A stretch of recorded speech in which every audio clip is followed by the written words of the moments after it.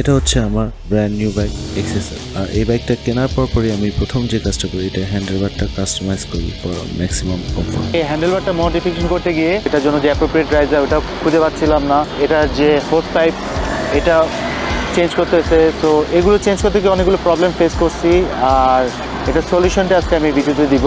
So let's go. তো basically আজকে আমি XSR এর হ্যান্ডেলবারটা চেঞ্জ করব। কেন চেঞ্জ করতেছি? বিকজ এই হ্যান্ডেলবারটা প্রচণ্ড ওয়াইড, তার এটা যে শেপটা জিনিসটা এভাবে যা কার্ভ হয়ে গেছে, যার জন্য হাতটা একটু কার্ভ হয়ে থাকে, উইচ ইজ গুড। একটা স্টাইলিশ স্ট্রেট টু স্টাইল অথবা স্ক্র্যামলার যেটা বলেন, ইটস গুড। বাট ঢাকা সিটির মধ্যে এই স্টাইলে বেশিক্ষণ চালানো যাবে না, একটা সার্টেন টাইম পর একটু ইস্যু হয়। তো দ্যাটস ওয়াই আমি চিন্তা করতেছি এটা চেঞ্জ করে ফেলবো। একটা জিনিস দেখাই, এই হ্যান্ডেলবারটার একটা ইস্যু যেটা ধর এই যখন আমি যখন লেফট সাইড টার্ন করবো, এই ডান সাইডের হাতটা অনেক দূরে নিতে হয় পাবে আর কি। সো এই একটা জিনিস পুয়ের একদম শেষের দিকে। তো এখন তেল নেব, তেল নিয়ে চলে যাবো মোহাম্মদিয়া মার্কেটে, দ্য রেডলাইনারে। ওখানে ফুয়াদ ভাই আমার পরিচিত, ওখান থেকে আমার যা যা দরকার সব নিব। এখন চলে আসছি রেডলাইনারে, আর আমার XSR এর ব্রেকিং সিস্টেমটা আপগ্রেড করছি। সো কিছু জিনিস নিয়েছি, এখন এগুলো দেখাচ্ছি। আর হচ্ছে ফুয়াদ ভাইয়া রেডলাইনারে। আসসালামু আলাইকুম। তো তানভীর ভাইয়া, thanks for coming and choosing us. Tanvir ভাইয়া আজকে চুজ করেছে ওনার নতুন বাইকের জন্য হেলের হোস পাইপ। প্রাইস হচ্ছে এটা ৩,৯৫০ টাকা।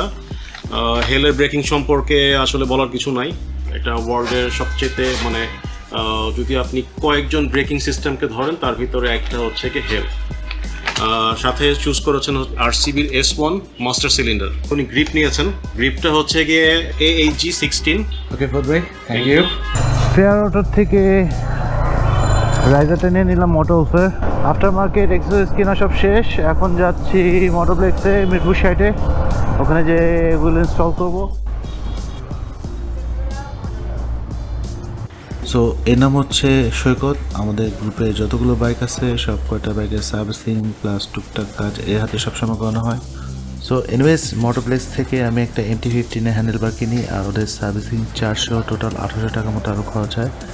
আর MT-15 হ্যান্ডেলবার বিকজ আমার FZS ভার্সন 3, XSR আর MT-15 তিনটার মধ্যে আমার সবচেয়ে মনে হচ্ছিল যে MT-15 হ্যান্ডেলবারটাই সবচেয়ে ভালো হবে। So I was really waiting for the final result, যে এটার আউটপুটটা কেমন হবে। So let's see.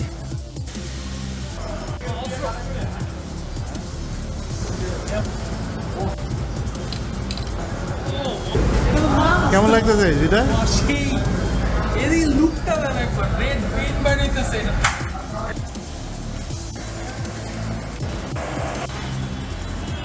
So basically এটা হচ্ছে হ্যান্ডেলবারটা ইনস্টল করার পর এই পজিশন চলে আসছে। এর আগে যেটা ছিল এরকম ছিল, সো একটু ঝুঁকে চালাতে হতো অ্যাগ্রেসিভ মোডে, সেমি অ্যাগ্রেসিভ মোড যেটা বলেন। আর হ্যান্ডেলবারটার যেটা এক্সারসাইজ ছিল সেটা একটু এরকম হালকা কার্ভ ছিল। সো যখন আমি টার্নিং করতাম তখন আমার এরকম হাতটা চলে আসতো অথবা এরকম চলে আসতো।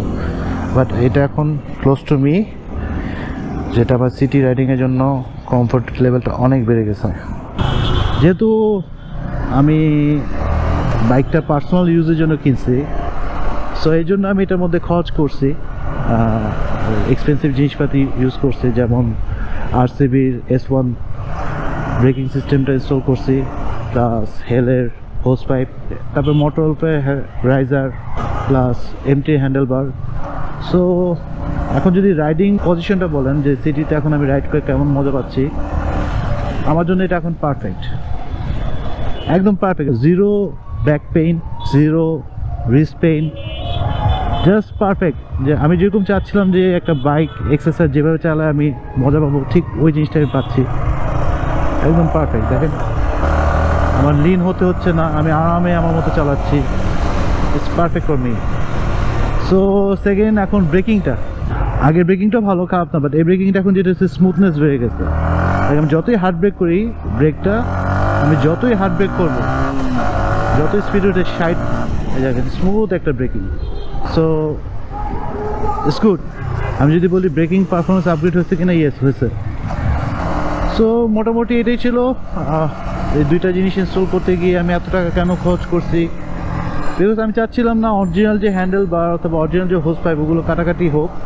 সো এই জন্য আমি নতুন একটা সেট আপ নিয়েছি, নতুন একটা হ্যান্ডেলবার নিয়েছি। আমি যদি কখনো রিস্টোর করতে চাই আগের ফরমেশনে, এক্সএসআর হ্যান্ডেলবারটা লাগালে আগের হোস্টার দিলে আমি আগের অরিজিনাল স্টক সেট আপ চলে যাবো। মানে যদি কখনো এটা ফিল করি যে না ইন ফিউচারে যে এটা কোনো সমস্যা করতেছে অথবা যাতে কিছু বলে, সো এই জন্য আমি এতগুলো টাকা খরচ করছি। আর একটা জিনিস আমার পছন্দ হয় নাই, সেটা হচ্ছে আপনার এই গ্রিপটা আমি চেঞ্জ করে ফেলবো। গ্রিপটা একটু বেশি বড়, এক্সেসরের জন্য পারফেক্ট না।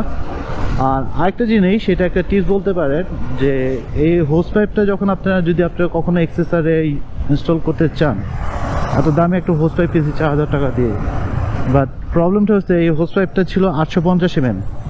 সো যার জন্য হোস পাইপটা টাইটেই একদম অবস্থা ছিল। সো একটা পর্যায়ে ভাবছিলাম যে হয়তো বা হোস পাইপটা লাগানো যাবে না, যেহেতু একদম সিল্ক খুলে ফেলছিলাম, আনপ্যাকিং করে ফেলছিলাম, তো এটা রিটার্নও করা যাচ্ছিল না। সো আপনি যদি হোস পাইপটা চেঞ্জ করেন আর হ্যান্ডেলবার যেহেতু রেস করবেন, তাহলে হোস পাইপটা একটু বড় লাগবে। সো 950 mm এর হোস পাইপও পাওয়া যায়, আবার একটু বড় পাওয়া যায় হয়তো বা। সো আপনি বড়টা নেবেন, সো আপনারা আমার মতো এই প্রবলেমে ফেস করবেন না। আর হ্যান্ডেলবারটা ইনস্টল করার পর এই জিনিসটা ভালো করে ডাবল চেক করে নেবেন, প্রয়োজনে এইভাবে দিয়ে দেখবেন যে এটা নড়ে কিনা। কারণ এমন হয়েছে একবার টেস্ট রাইড দিয়ে আসছি ওকে, তারপর যখন বাসায় গিয়েছি তখন হঠাৎ করে একটু প্রেশার দেওয়াতে এই জিনিসটা ঘুরে গেছিলো। সো আমার আবার যেতে হচ্ছে, আবার টাইট দিয়েছে, এখন পর্যন্ত আর সমস্যা হয়নি। সো এটা একটু ডাবল চেক করে নেবেন। সো মোটামুটি এই ছিল আমার আপডেট। সো আপনার যদি আমার এই ভিডিওটা ভালো লেগে থাকে, please like and subscribe, because আমি আপকামিং আরও এক্সেসর আপগ্রেড করবো, এবং আমি যে মডিফাইগুলো করছি এগুলো ফিডব্যাকগুলো আরও কিছু কিলোমিটার রাইড করবো আমি দিব। এই মডিফিকেশন করাটা ওয়ার্থ কি না এটা আস্তে আস্তে দিব, কারণ যেহেতু নতুন করছি এখন হয়তো ওরকম একটা পারফেক্ট রেজাল্ট আমি দিতে পারতেছি না, but so far it's good. So later on বোঝা যাবে যে এটার অ্যাকচুয়াল পারফরমেন্সটা কেমন। So guys, that's it, see you in the next blog, cheers.